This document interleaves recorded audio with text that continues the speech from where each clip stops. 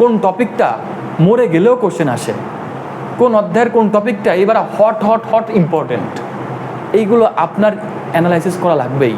কারণ আপনি যদি নিজেই না জানেন আপনার সিলেবাসের আয়ত্ত সম্পর্কে, তখন আপনার কাছে প্রস্তুতিটা অনেক ওয়াইড মনে হবে। কি বলছে, আমি তো সবগুলো কোশ্চেনের অ্যান্সার জানি, আমি ইন্টারভিউতে ফাটাই দিব। বাট ইন্টারভিউতে যখন বসা হয়, সবগুলো টিচার যখন সামনে থাকে, অটোমেটিক্যালি খালি পা থেকে মাথা পর্যন্ত কাঁপতে থাকে, পারা প্রশ্ন আমরা ভুল করে চলে আসি। বাট এখানে আমি দায়িত্ব নিছি, কি বলছি বুঝছেন, দায়িত্ব নিয়ে আপনাদের কাছ থেকে SW নিছি, আপনাদের কাছ থেকে শাসন করা বলেন, যাই বলেন না কেন, এভরিথিং আমি একটা ইফোর্ট দিছি, আর এই ইফোর্টের মূল্য আমার লাগবে। আমার এই ইফোর্টের মূল্যটা আমি চাচ্ছি। এই মূল্যটা কিভাবে দিবেন আমাকে বলেন? পরীক্ষার খাতায় দিয়ে দিবেন।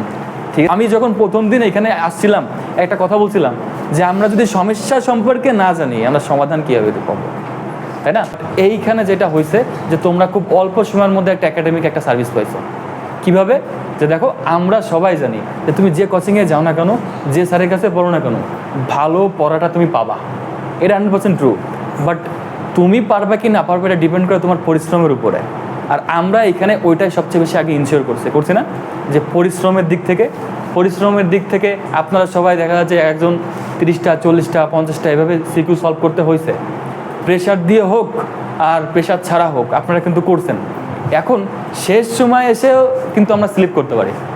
শেষ সময় যে স্লিপ কীভাবে করতে পারি, তার কারণ একটা পর্যাপ্ত গোছানো প্রস্তুতি যাতে না নিই, তাহলে কিন্তু স্লিপ করতে পারি। আমরা তো অনেক পড়ছি, এই অনেক পড়ানোটাকে আমরা কীভাবে কনভার্ট করতে পারি খুব কম সময়। আপনি দেখেন, আপনি নিজেই দেখেন, 3 দিন যাইতে না যাইতে আপনার পরীক্ষা শুরু। আপনি চিন্তা করবেন, আপনি হিসাব করতেছেন যে না আমার কালকে থেকে বাংলা প্রথম পত্র পড়তে হবে, আমার আর অন্য কোনো কিছু ধরার আর সময় নাই। আপনি নিজে রিয়েলাইজ করবেন। এখনও যদি উপলব্ধি না করতে পারেন, এটা আপনার ব্যাপার, বাট অ্যাকচুয়ালি আপনি কিন্তু বেশি না আর 2 থেকে 3 দিন পরে আপনি বলবেন যে আমার আর অন্য কোনো পড়ার সময় নেই। আর আমরা বিশ্বাস করি আপনার সময় নেই। বাট এখন কেউ হয়তো একটু কম প্র্যাকটিস করছে, কেউ হয়তো একটু বেশি প্র্যাকটিস করছে। বাট আমি তো চাই সবাই পারুক, তাই না? 4টা সৃজনশীল লিখতে হবে না? 4টা সৃজনশীল সবাই লিখে আসবে, এটা তো আমি চাই। এখন ধরেন আপনি গুছানো আকারে প্রস্তুতি নিতে জানেন না, অথবা প্রস্তুতি নিছেন সেটা ওয়েল এক্সিকিউট করতে জানেন না, সেক্ষেত্রে তো আমার কিছু গাইডলাইন দেওয়ার প্রয়োজন আছে। যদি আপনি কীভাবে প্র্যাকটিস করবেন, ধরবেন, কোথায় থাকবেন, এটা না, প্রবলেম তো ওইখানেই। আমাদের প্রত্যেকটা টাইপ টাচ করতে হবে, তাই না?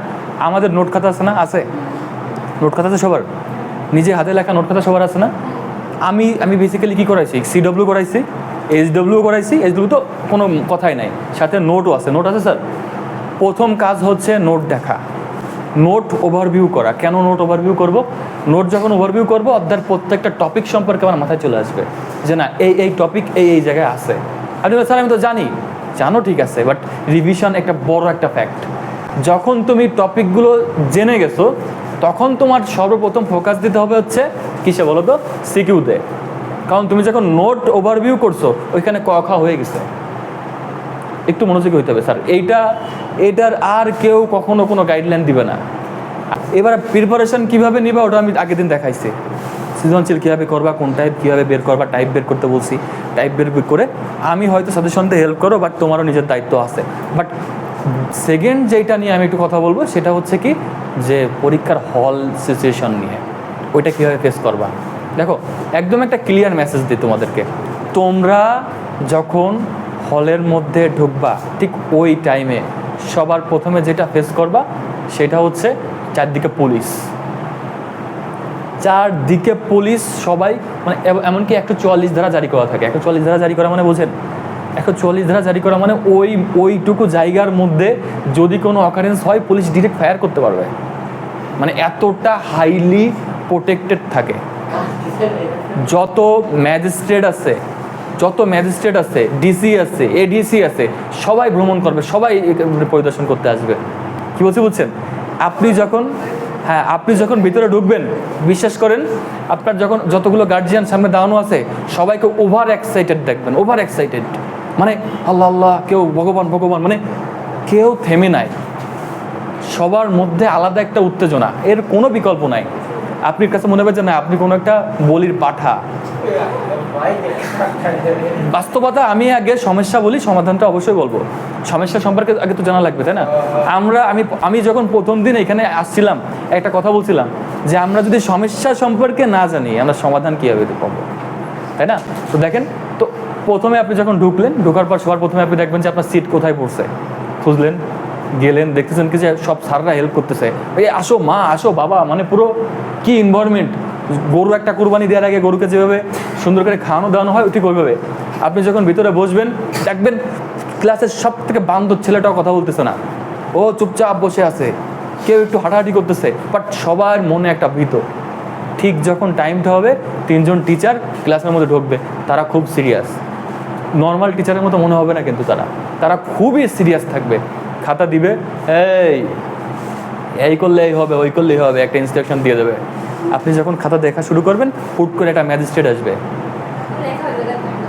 ম্যাজিস্ট্রেট যখন আসবে 3জন পুলিশও আসবে সাথে।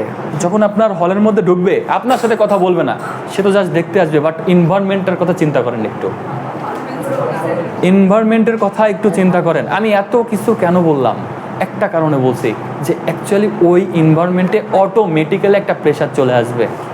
আমরা অনেকেই আছি যে ধরেন ইন্টারভিউর ক্ষেত্রে যে কি হয়েছে, আমি তো সবগুলো কোশ্চেনের অ্যান্সার জানি, আমি ইন্টারভিউতে ফাটাই দিব, বাট ইন্টারভিউতে যখন বসা হয় সবগুলো টিচার যখন সামনে থাকে অটোমেটিক্যালি খালি পা থেকে মাথা পর্যন্ত কাঁপতে থাকে, পারা প্রশ্ন আমরা ভুল করে চলে আসি। তাহলে এর সমাধানটা কি? এর সমাধানটা কি? এর আমরা যদি বলি প্রবলেম হচ্ছে নার্ভাসনেস, আর এই নার্ভাসনেস থেকে বেঁচে ফেরার উপায়টা কি? একটাই উপায়, সেটা হচ্ছে সাহস। দ্বিতীয় কোনো বিকল্প কোনো কিছু নাই। স্যার আমার তো সাহস কম, আমার তো স্যার অত সাহস নাই, আমার দ্বারা তো হবে। দেখো, তুমি তোমার ব্রেনকে একটু হইলেও বোঝাও যে এখানে আমার সাহস রাখা দরকার। যদি আগে 1 হয়তো এখন 5 হবে, একটু হলেও তো বাড়বে, বাট তুমি মেন্টালি প্রিপেয়ার্ড থাকো যে তুমি এই ধরনের মোমেন্টের সাথে ফেস করবা, যে এইখানে পুলিশ আসবে, এইখানে ম্যাজিস্ট্রেট আসবে, এইখানে গার্জিয়ানরা প্রেশার থাকবে, এর মধ্যেই তোমাকে এখান থেকে ফাইট করে বেরোয় আসতে হবে। নাম্বার 1। নাম্বার 2 হচ্ছে এখনও বিপদ আসি নাই। বিপদ কখন আসবে? যখন তুমি একটা কোশ্চেন কঠিন বাঁচছে বা পারতেছো না, শুরু হচ্ছে তোমার বিপদ এইখানে কত ভালো ভালো স্টুডেন্ট স্লিপ করে তোমাদের ধারণাও নাই। কেন? আমি তোমাকে বোঝাই বলে, সবাই প্রিটেন্ড করি, সবাই এক্সপেক্ট করি যে আমি এক্সামে যে ফাটাই লিখবো, যা আছে সব ফাটাই লিখবো, বাট এটা তো হবে না। তোমার সামনে তো কঠিন কোশ্চেন আসবে, তোমার সামনে এমন অনেক কোশ্চেন আসবে যেটা তুমি পারো, বাট ওইখানে সলভ হচ্ছে না। এর জন্য প্রিপেয়ার থাকো, হইতেই পারে, এটা কোনো ব্যাপার না, বাট কী হয়, তুমি ওই কোশ্চেনটা সলভ করতে যাও, কারণ তোমার মাথায় আছে যে তুমি এটা পারবা একটু খাটলে। এমসিকিউর জন্য তোমার টাইম আছে এক একটা কোশ্চেনের জন্য 1 মিনিট করে বা 1.5 মিনিট করে। তুমি একটা কোশ্চেনে যখন 5 মিনিট 6 মিনিট নষ্ট করে ফেলছো, একবার যদি টাইমের ডিলে তুমি করে ফেলো, তুমি দেখবা কি যে সামনে যখন স্যার বলে আর মাত্র 10 মিনিট সময় আছে, আর মাত্র 15 মিনিট সময় বাকি আছে, তুমি যখন শব্দটা শুনবা তোমার অটোমেটিক্যালি তুমি ঘাবড়ে যাবে। আর একবার যখন ঘাবড়ে যাবা, বাংলাদেশের রাজধানী ঢাকা নাকি কুমিল্লা, এইটা অ্যান্সার করতে গেলেও তোমার দুবার ভাবা লাগবে তখন। আমি কিন্তু প্রথম থেকে শেষ পর্যন্ত এতগুলো প্রবলেম বললাম, অ্যাকচুয়াল প্রবলেম কিন্তু এইখান থেকেই শুরু। কারণ আমি যে ভয়ের কথা বলছিলাম এতক্ষণ, সে ভয় হয়তো তুমি প্রথম দিন এই তো একটু প্রবলেম হবে, দ্বিতীয় দিন ইজি হয়ে যাবে, বাট আসল প্রবলেম হবে এইখানে যখন তুমি একটা কোশ্চেন পারবা না বা সলভ করতে যাবা, দেখতেছো হচ্ছে না, আমি তো পারি, এটা হয় না অর্পা, এরকম হয় না? এইটা কিন্তু হয়, আর আমরা কিন্তু এটা কিন্তু ঘাবড়ে যাই। এতে কি হবে? আপনারা কি শুনবেন যে কি অর্পা সারাদিন পড়ছে, সারা মাস ধরে পড়ছে, কি অর্পা এত বাজে রেজাল্ট কিভাবে করলো? সরি টু সে, বাট এটা পসিবল।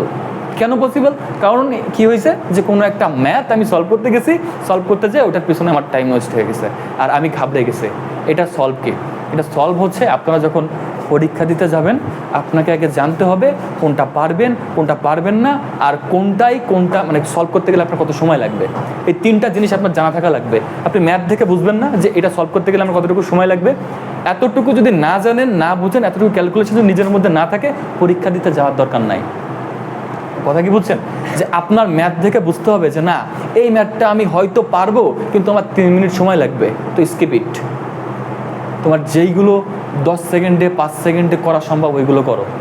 তুমি ওটাকে ফাইন্ড আউট করে মার্ক করে রাখো।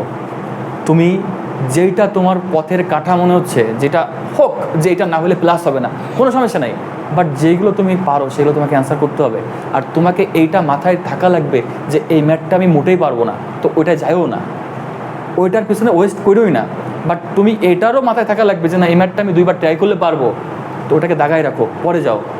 কিন্তু মনের ভুলেও 2বার ট্রাই করলে পারবো এমন ম্যাথ আগে করতে যাও না। তুমি তো নখ দিয়ে একটা দাগ দিয়ে রাখো, নখ দিয়ে একটা চাপ দিয়ে রাখো, তুমি বুঝতে পারলেই হচ্ছে। 25টা সিকিউ 25টা এমসিকিউ তুমি বুঝতে পারলেই হচ্ছে। আমার কথা বোঝো নাই?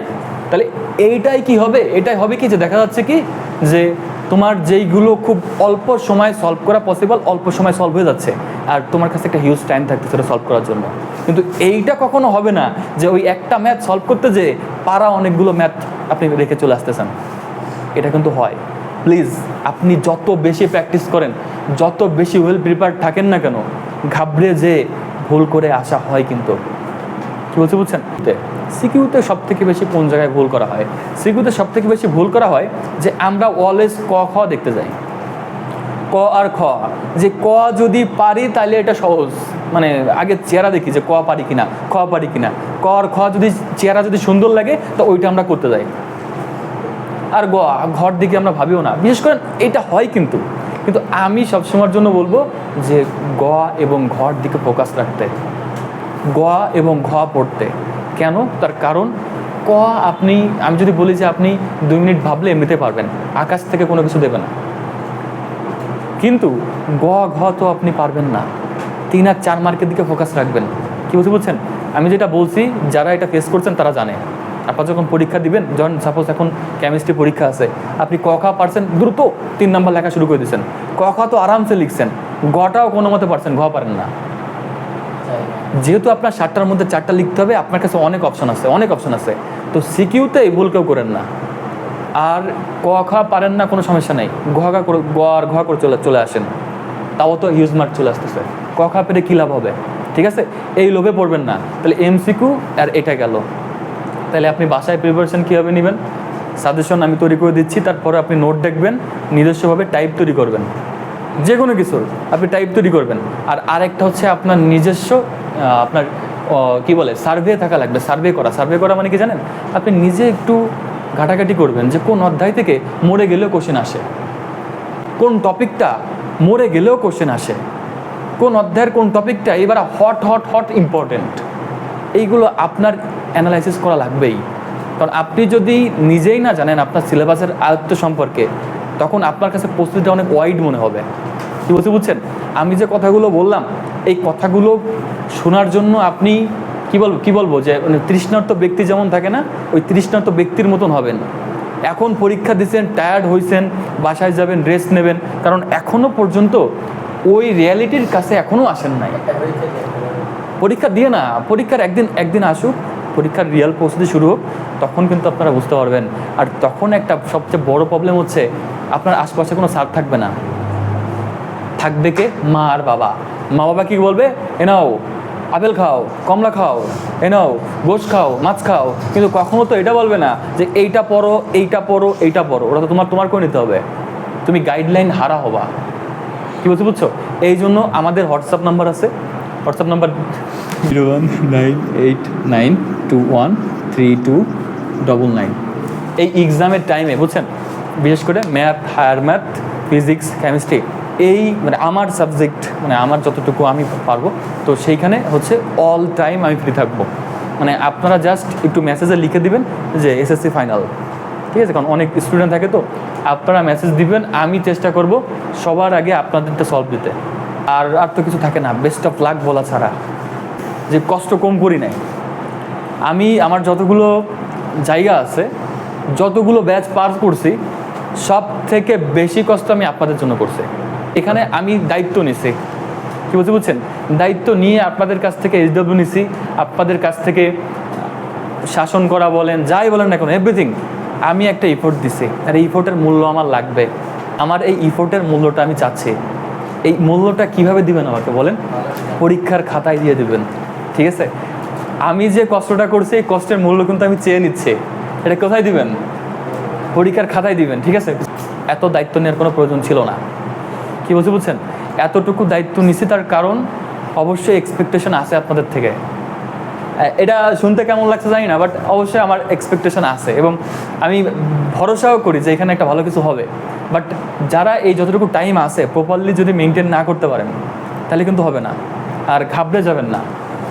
আমি নিজে বলছি আমি একটা বাঘ। আমি যখন এখানে ঢুকছি আমার কয়েকটা মেসেজের মধ্যে একটা মেসেজ ছিল সাহসের ব্যাপারে, তাই না প্রীতি? আপনাকে দাঁড় করে কী বলছিলাম মনে আছে? যে আপনি অনেক বেশি সহজ সরলভাবে, মানে সাহসের একটু অভাব আছে। আমি কিন্তু প্রথমে এটা বলছিলাম, কারণ আমি এই জিনিসটা পছন্দ করি না। আপনাকে সাহস রাখতে হবে। আমি আপনাকে যতগুলো প্রবলেম বললাম, ওই যে বললো না একটু আগে যে 3টা সিকিউ, তারপর দেখেন এই টাইম তো আপনি ঘাবড়ে যাবেন, কিন্তু এইখান থেকেও মার কানা সম্ভব যদি না আপনি ঘাবড়ে যান। পরীক্ষার খাতায় খারাপ লিখতেই পারেন, কোনো সমস্যা নাই। ধরেন আপনি যা পড়ছেন তা 80 নাই, কোনো সমস্যা নেই, আমি মাইন্ড করবো না। বাট আপনারা আপনাদের দিক থেকে 100%টা দিয়েন। কী বলছেন? আপনারা আপনাদের দিক থেকে যদি 100%টা দেন, আমি বিশ্বাস করি ভালো রেজাল্ট হবে। বাট 100% না দিয়ে যদি আপনি খারাপ রেজাল্ট করেন, ব্যাপারটা খুবই অন্যায় হবে। আর কিছু বলার নাই। আর নেক্সটে দেখা হবে যদি ইন্টারভিউ ওঠে। That's all for today. Bye bye. Okay.